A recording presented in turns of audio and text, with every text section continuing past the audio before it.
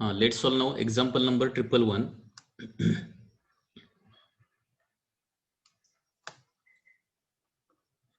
Question number 111. An inductor L and resistor R are connected in series to a battery of 15 volt EMF in a circuit shown below. The key K1 has been kept closed for a long time. At time t is equal to 0, K1 is opened and K2 is closed simultaneously. At t is equal to 1 second, the current in the circuit will be 1 सेकंदच आहे ना तिथं. जरा बघा काय दिलंय. हा, तर circuit diagram कशी आहे बघा. सर्किट डायग्राम या पद्धतीने आहे.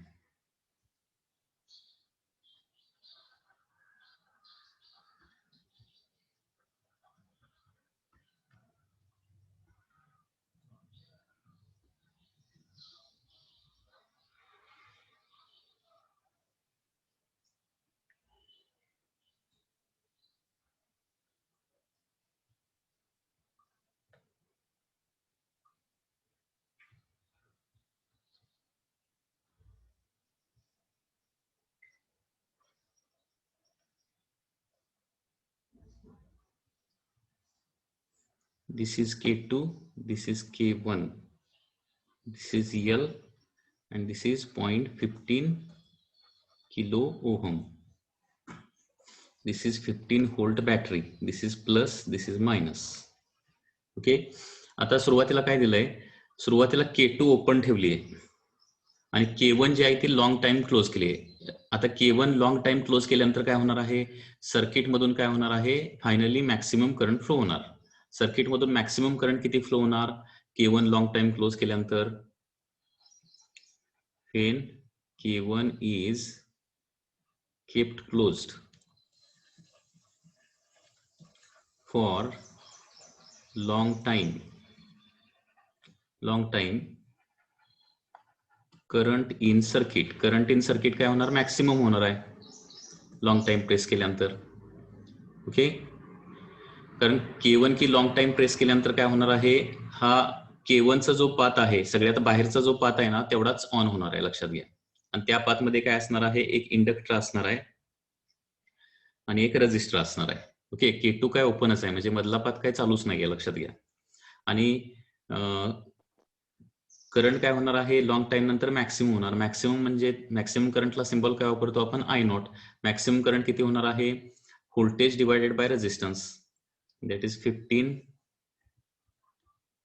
व्होल्टेज डिवायडेड बाय रेजिस्टन्स और EMF divided by resistance. EMF किती आहे किंवा व्होल्टेज किती आहे, 15 व्होल्ट आहे आणि रेजिस्टन्स किती आहे, 0.15 किलो ओहम आहे ना, ते का जस्ट ओहम आहे.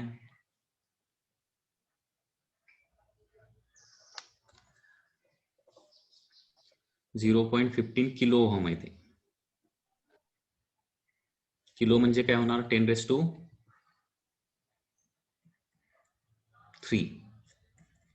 ओके. सो 15 डिवायडेड बाय 0.15 म्हणजे 100 येणार, बरोबर आहे ना, इंटू 10⁻³ म्हणजे करंट किती येणार आहे, 0.1 एम्पियर. तर K1 की लॉंग टाइम प्रेस करून धरली तर सर्किट मध्ये करंट मॅक्सिमम होणार आणि मॅक्सिमम म्हणजे किती होणार आहे, 0.1 एम्पियर होणार आहे. ओके. आता याच्यानंतर K1 की काय करायची, ओपन करायची आणि त्याच वेळी K2 काय करायची, क्लोज करायची. आता K1 ओपन करून K2 जर क्लोज केलं तर हे सर्किट असं होणार आहे.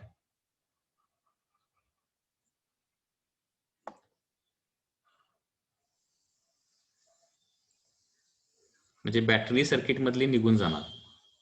कारण K1 ओपन केलं की बॅटरी सर्किट मधली निघून जाणार आणि K2 क्लोज केला की इंडक्टर आणि रेजिस्टन्स हे एकमेकाला फक्त डायरेक्टली कनेक्ट होणार आहेत. So this is 0.03 Henry and this is 0.15 kilo ohm. ठीक आहे. आता बॅटरी निघून गेल्यामुळे काय होणार, सर्किट मधला करंट जो आहे तो कमी व्हायला चालू होणार आहे आणि विथ रिस्पेक्ट टू टाइम तो काय होणार आहे, कमी होणार आहे. विथ रिस्पेक्ट टू टाइम तो कमी होणार आहे. आता when a current is decreasing त्याचं इक्वेशन माहिती आहे ना, current at any instant I is given by formula I naught e raise to minus R by L into T असा फॉर्म्युला आहे, माहिती आहे ना. डिक्रीजिंग करंटचा फॉर्म्युला काय आहे इंडक्टरमध्ये, I is equal to I naught e raise to minus R by L into T. So I find out करायचा आहे.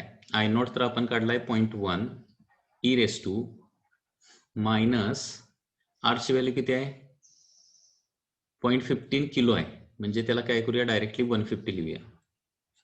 0.15 इंटू 1000 म्हणजे काय होणार आहे 0.15 इंटू 1000 म्हणजे 15 होणार ना, sorry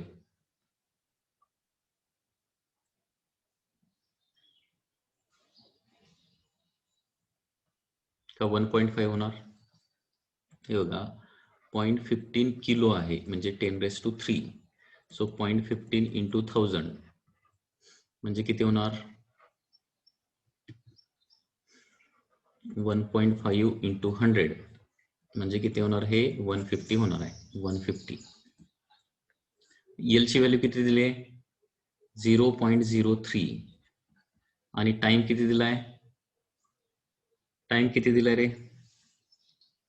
time is 1 milli second दिलाय बहुतेक. टाइम किती दिलाय बुकमध्ये जरा बघा तुमच्या, माझ्या इथं जरा असं प्रिंटिंगचा काहीतरी प्रॉब्लेम आहे. टाइम किती दिलाय 1 मिलीसेकंड. 1 मिली सेकंड आहे. हा time T is given as 1 milli सेकंड. 1 मिली सेकंडला काय करायचं आहे आपल्याला करंट काढायचं. 1 मिली सेकंड म्हणजे 10⁻³ सेकंड. सो करंट होणार आहे 0.1 e raise to minus 0.15 into 10⁻³ म्हणजे काय होणार आहे, सॉरी 150 इंटू 10⁻³ म्हणजे 0.15 होणार 0.03 e raise to okay 15 divided by 3 म्हणजे ई रेस टू -5 होणार इथं, ई रेस टू -5 बरोबर आहे ना. हे असं लिहू शकतो. आता इथं क्वेश्चन मध्ये ई रेस टू 5 ची व्हॅल्यू दिली, ई रेस टू 5 ची व्हॅल्यू, मग ई रेस टू -5 म्हणजे काय होणार आहे 1 ई रेस टू 5 होणार. ओके ई रेस टू -5 म्हणजे 1 ई रेस टू 5 आणि ई रेस टू 5 ची व्हॅल्यू किती दिली बघा, ई रेस टू 5 ची व्हॅल्यू 150 दिली. So I is equal to 0.1 divided by 150. तर करंट मग किती येणार बघा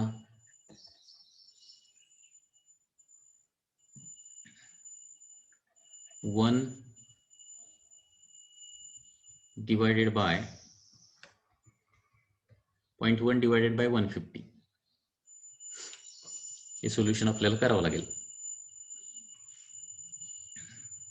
सो 0.1चं 1 करतो इंटू 10⁻³ याचं 1.5 करतो इंटू 10⁻² किंवा 10/15 आता लिहिता येईल. 10/15 इंटू 10⁻³ किती 10⁻⁻5 होणार ना, 10⁻⁻5. मग आता 0.67 वगैरे येणार, 0.666 येणार इंटू 10⁻⁻5. सो करंट येणार आहे 6.7 इंटू 10⁻⁻6 एम्पियर. सो करंट येणार आहे 6.7 micro ampere. 6.7 micro ampere current answer येणार आहे. रेझिस्टन्सची व्हॅल्यू 0.15 किलो ओहम आहे का 0.15 ओहम आहे, डायग्राम मध्ये किलो ओहम दिले आणि क्वेश्चन मध्ये फक्त ओहम दिले.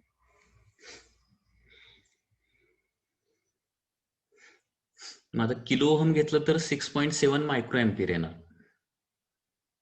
ओके आता फक्त ओहम मध्ये घेऊन बघूया मग किती येते, परत कॅल्क्युलेशन करावं लागेल. आता सुरुवातीला म्हणजे लक्षात आलं का बघा, सुरुवातीला K1 की क्लोज केली लॉंग टाइमला तर काय होणार सर्किटमध्ये मॅक्सिमम करंट फ्लो व्हायला चालू होणार आणि K1 ओपन केलं आणि K2 क्लोज केलं तर काय होणार आहे मग सर्किट मधला current with respect to time म्हणजे सर्किट ही असं होणार आणि विथ रिस्पेक्ट टू टाइम कमी कमी व्हायला लागणार. ठीक आहे, तर सुरुवातीला पुन्हा एकदा काय करूया, मॅक्सिमम करंट काढूया.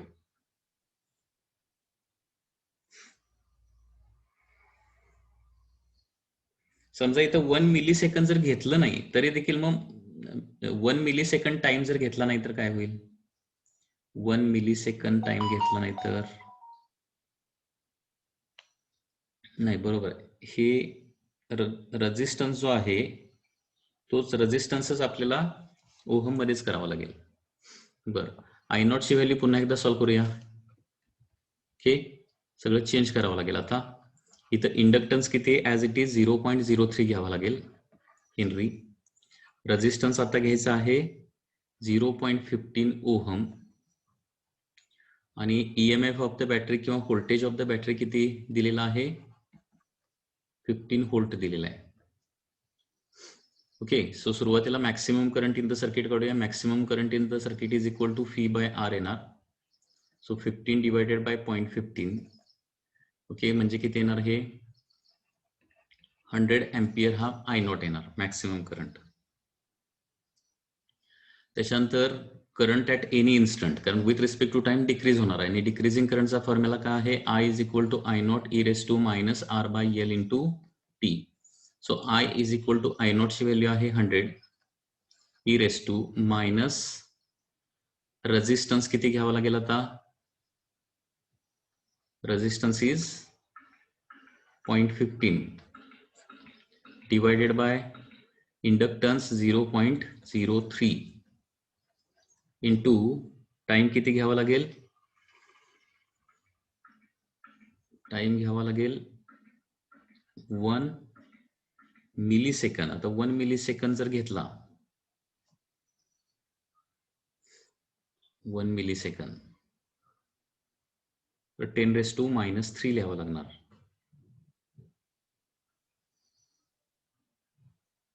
आता हे टाइम 1 सेकंद घ्यावा लागेल, नाहीतर परत मग कॅल्क्युलेशन मध्ये प्रॉब्लेम होणार. टाइम 1 सेकंद घेऊया आता, 1 second. Okay, after 1 second current किती होईल, so I is equal to 100 e⁻ काय होणार आहे -5 येणार, म्हणजे 100 into 1/e⁻⁵. So 100 divided by e⁻⁵ ची व्हॅल्यू 150 आणि आन्सर येणार आता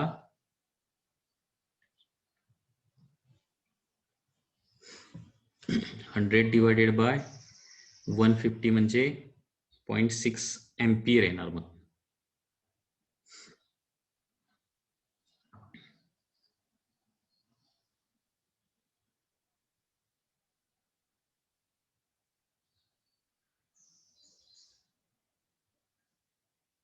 .6 एम्पियर.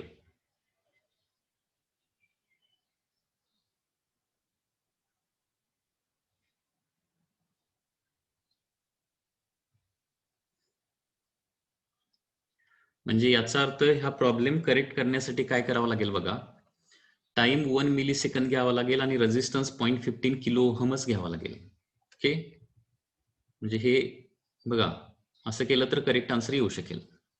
हे बघा, मी हे डिलीट करतो आणि पुन्हा एकदा सॉल्व्ह करूया.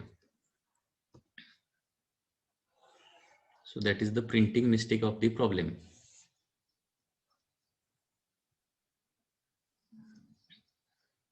हे बघा, इथं तुम्हाला L घ्यावं लागणार आहे 0.03 हेनरी, रेजिस्टन्स घ्यावा लागणार 0.15 किलो ओहम म्हणजेच 150 ओहम घ्यावा लागेल आणि व्होल्टेज जे आहे ते किती दिलंय सुरुवातीला, व्होल्टेज दॅट इज 15 व्होल्ट.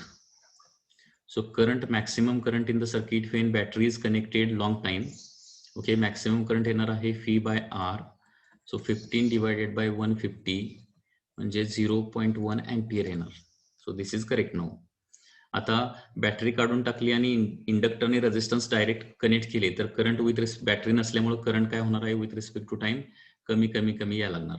आणि डिक्रीजिंग करंटचा फॉर्म्युला आहे I is equal to I not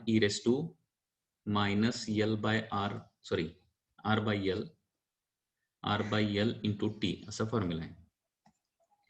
okay, आता इथं टाइम किती दिलाय, टाइम घ्यायचा आहे 1 सेकंड टाइम घ्यायचा आहे, 1 सेकंद. टाइम किती घ्यायचा आहे 1 सेकंद घ्यायचा आहे. आय नॉटची value 0.1 e raise to minus R ची व्हॅल्यू किती आहे 150 डिवायडेड बाय एल ची व्हॅल्यू किती आहे 0.03 आणि टाइम घ्यायचा आहे 1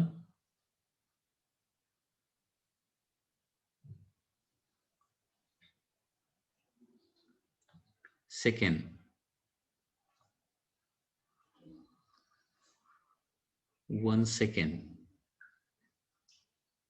टाइमची व्हॅल्यू 1 सेकंद घेतल्यानंतर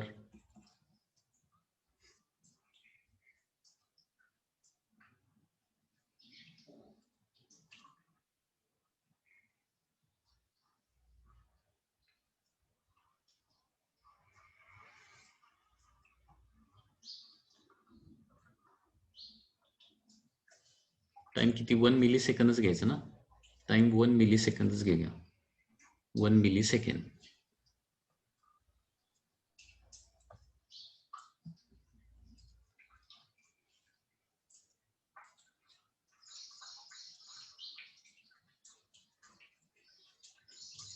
one millisecond that is 10⁻³ हां.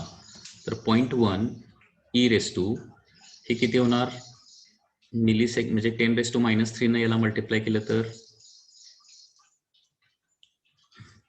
150 डिवायडेड बाय 10⁻³ ने मल्टिप्लाय केल्यानंतर काय होणार हे 0.15 होणार divided by 0.03. Okay. So I is equal to 0.1 into e raise to किती होणार हे -5 होणार that is equal to 0.1 into 1/e⁵ होणार. Okay. So current is 0.1 divided by 150. Okay. 0.1 divided by 150. आता याला काय करतो 100 इंटू 10⁻³ करतो डिवायडेड बाय 150 म्हणजे 0.67 बरोबर आहे ना. 100 डिवायडेड बाय 150 म्हणजे 0.67 येणार इंटू 10⁻³. सो करंट आता येणार आहे 0.67 milli ampere. So that is the answer. आणि याच्यामध्ये डी आन्सर आपल्याकडे अवेलेबल आहे. D answer is available with us.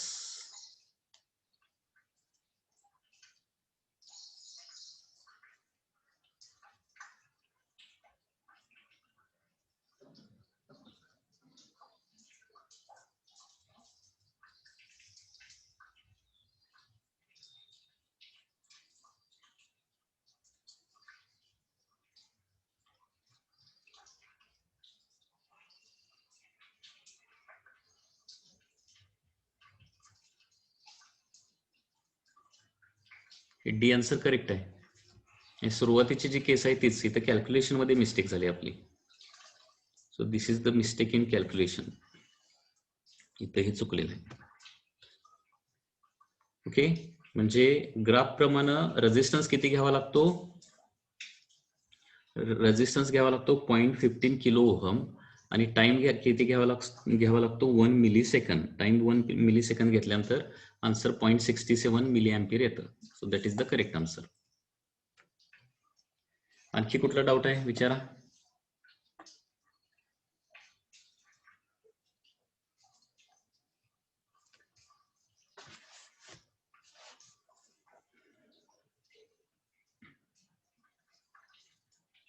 One 2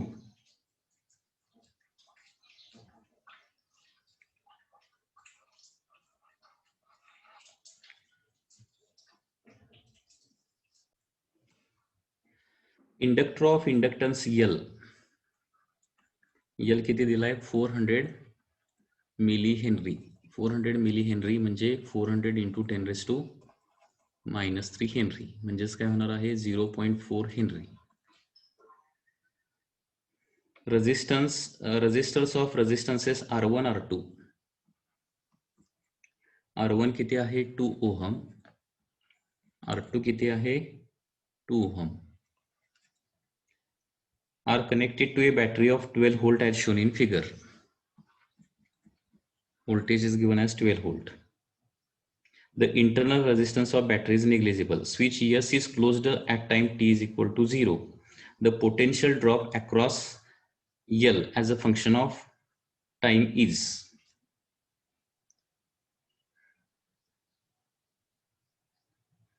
Potential drop across L as a function of time.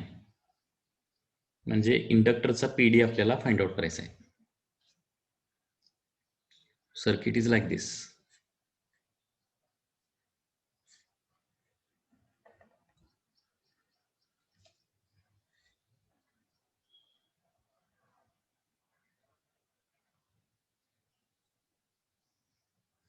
This is 2 ohm. This is 0.4 Henry. This is 2 ohm. And battery is of 12 volt.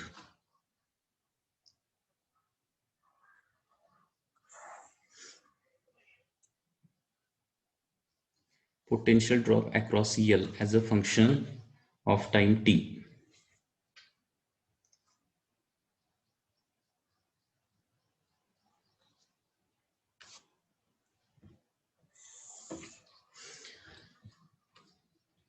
आता लक्षात घ्या, इथं बॅटरीचं voltage किती आहे? 12 volt आहे. म्हणजे या साईडला मी 0 व्होल्ट कन्सिडर केलं तर या साईडला किती येणार आहे? 12 व्होल्ट येणार. इथं पण किती येणार? 12 व्होल्ट येणार. इथं किती येणार आहे? 0 व्होल्ट येणार. इथं किती येणार आहे? 12 व्होल्ट येणार. इथं किती येणार आहे? 0 व्होल्ट येणार आहे. आता इथं जर बघितलं, इंडक्टर आणि हे 2 ओहमचा रेझिस्टन्स हे जर आपण बघितलं इथं, हा इंडक्टर आणि रेझिस्टन्स हे कसे आहेत? सिरीज कॉम्बिनेशन मध्ये आहेत. मग आता दोघांच्या मध्ये 12 व्होल्टचा पीडी आहे दोघांना मिळून. ओके, दोघांना मिळून कितीचा पीडी आहे? 12 व्होल्टचा पीडी आहे. तर आता म्हणजे थोडक्यात 12 इज इक्वल टू काय येणार? लक्षात घ्या, 12 म्हणजे फी आहे ना. Phi is equal to EMF across किंवा PD across. 12 is equal to काय येणार आहे? PD across inductor plus PD across resistance येणार. लक्षात येते का? बघा, हे दोघे सिरीज कॉम्बिनेशन मध्ये आहेत आणि सिरीज कॉम्बिनेशन मध्ये काय होतं? व्होल्टेज डिस्ट्रीब्यूट होतं. हा इथला जो 2 ओहम आहे त्याला डायरेक्टली 12 व्होल्टेज मिळणार आहे.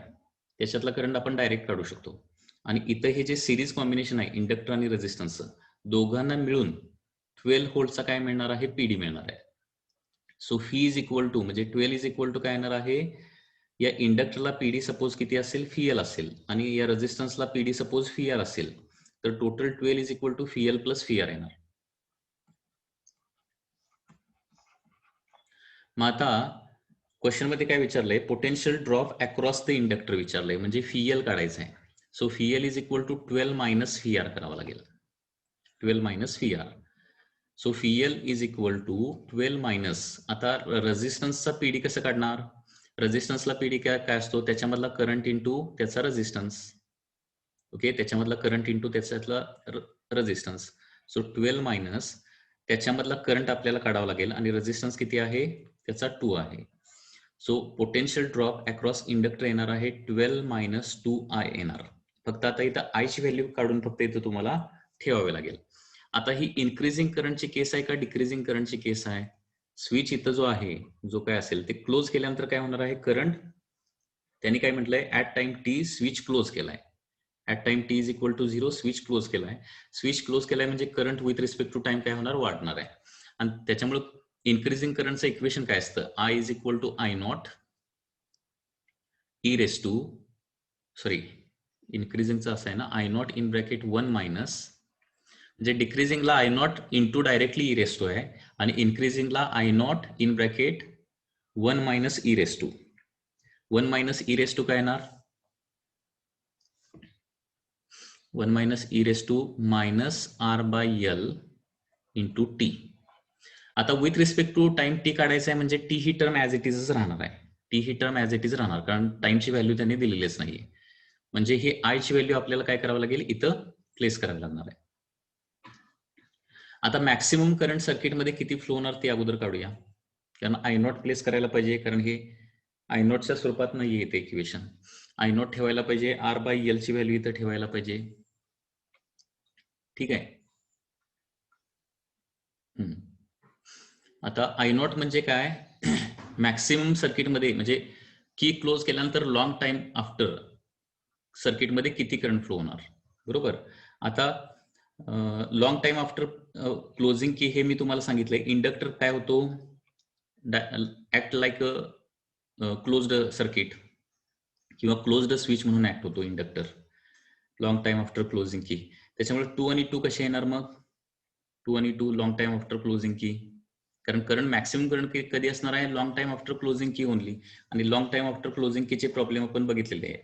लॉंग टाइम आफ्टर क्लोजिंग कीला काय होतं, हा इंडक्टर जो आहे तो झिरो रेझिस्टन्स म्हणून ऍक्ट होतो. झिरो रेझिस्टन्स म्हणजे 2 आणि 2 पॅरल मध्ये येणार. 2 आणि 2 पॅरल मध्ये म्हणजे त्यांचं इक्विव्हॅलंट रेझिस्टन्स किती होणार? 1 ओहम. त्याच्यामुळे आय नॉट ची व्हॅल्यू किती येणार आहे? I not is phi divided by R equivalent. Phi किती येणार आहे?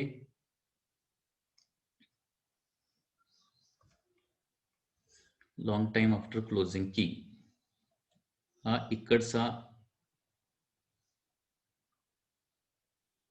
नाही, हा टोटल सर्किट मधला करंट येणार, phi divided by R equivalent.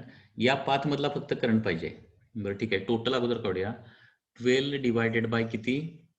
R equivalent 2 आणि 2 पॅरल मध्ये असतील तर काय होणार आहे? 1 ओहम. सो मॅक्सिमम करंट, इथून फ्लो होणारा मॅक्सिमम करंट किती असणार आहे? 12 एम्पियर.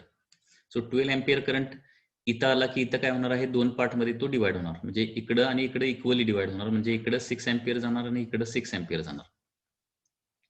हा झाला मेन करंट. मेन करंट म्हणजे बॅटरीकडून येणारा करंट.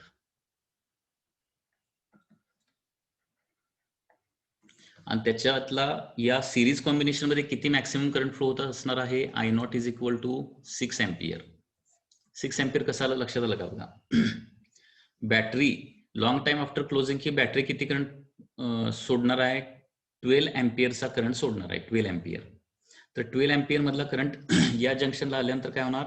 6 एम्पियर पुढच्या सिरीज कॉम्बिनेशन मधून जाणार आणि 6 एम्पियर 2 ओहम मधून जाणार आहे. सो आय नॉट ची व्हॅल्यू काय येणार आहे? तर 6 येणार आहे. हे तर झालं. आता हे टाइम कॉन्स्टंटची व्हॅल्यू काढायला पाहिजे. आर बाय एल ची व्हॅल्यू काढायला पाहिजे. आता आर बाय एल ची व्हॅल्यू इथं किती येणार आहे? आर बाय एल रेझिस्टन्स किती आहे बघा? 2 आहे. आणि इंडक्टर किती आहे? 0.4. 2 divided by 0.4. R by L ची व्हॅल्यू 20/4 म्हणजे किती येणार? 5 येणार आहे. 5. आता ह्या व्हॅल्यू सगळ्या इथं ठेवूया. I is equal to 6 in bracket 1 minus e raise to minus R किती आहे? 5. सॉरी, आर बाय एल ची व्हॅल्यू किती आली? 5 into t. E raise to minus 5t असं ते येणार आहे. अँड देअर फोर आता फायनली व्होल्टेज अक्रॉस इंडक्टर म्हणजे काय होणार आहे? 12 मायनस 2 आहे. 12 मायनस 2 इंटू 6 म्हणजे किती होणार? 12 होणार ना. 12 मायनस 2 इन ब्रॅकेट आय ची व्हॅल्यू ॲज इट इज ठेवतो मी.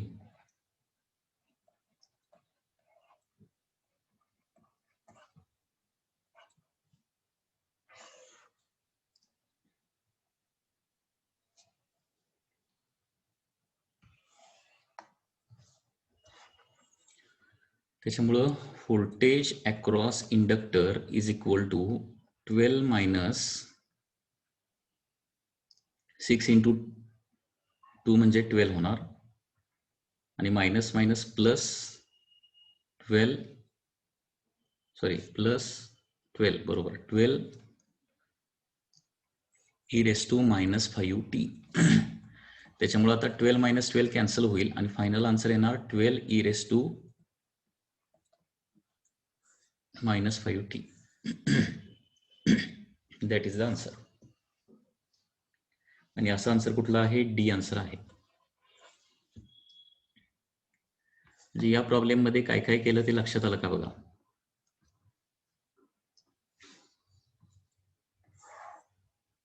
इंडक्टरचा पीडी काढायचा. इंडक्टरचा पीडी म्हणजे 12 मायनस रेझिस्टन्सचा पीडी, बरोबर आहे ना. सो इंडक्टरचा पीडी म्हणजे 12 मायनस रेझिस्टन्सचा PD. So 12 minus I R. So 12 minus 2i हे आपलं मिडल सोल्युशन येणार आहे. आणि फक्त आय ची व्हॅल्यू इथं प्लेस करायची आहे. I is equal to I not in bracket 1 minus e raise to minus R by L into t. Okay, आता या पाथला म्हणजे इंडक्टर आणि रेझिस्टन्सच्या पाथला मॅक्सिमम करंट किती फ्लो होणार आहे? 6 अँपियरचा मॅक्सिमम करंट फ्लो होणार.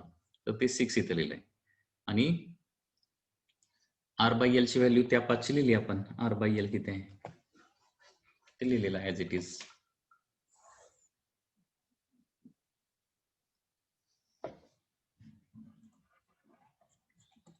Next is 103.